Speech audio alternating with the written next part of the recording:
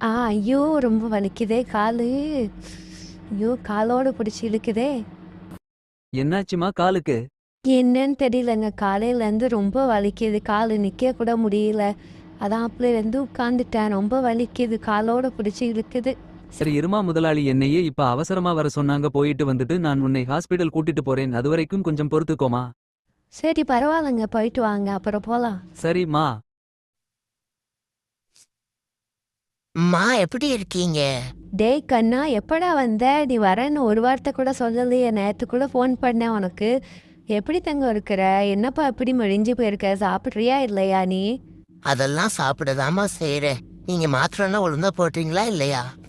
அதெல்லாம் போடுறப்பா நீ இரு. நான் உனக்கு பிடிச்சத சமைச்சிட்டு வரேன். உட்காந்துரு. தம்பி வாப்பா சாப்பிடுப்பா. சூடா இருக்கு எல்லாம். என்னம்மா இது இவ்வளோ ஐட்டம் செஞ்சிருக்கீங்க? பரவாயில்லப்பா, என்னைக்காவது ஒரு நாள் தானே வர. சாப்பிடுப்பா. உனக்காக தான் செஞ்சிருக்கேன் எல்லாம். மல்லிகா ஹாஸ்பிடல் போவோமா?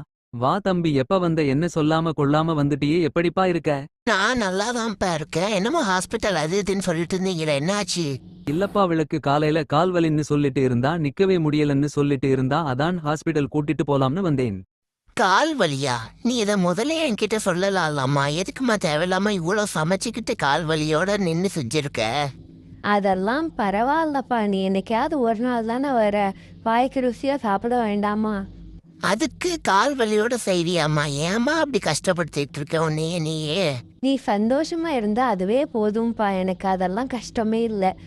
கண்ணான கண்ணே என் தெய்வ பெண்ணே கண்ணில் தூசே நீ ஓட வேண்டும் ஐயோ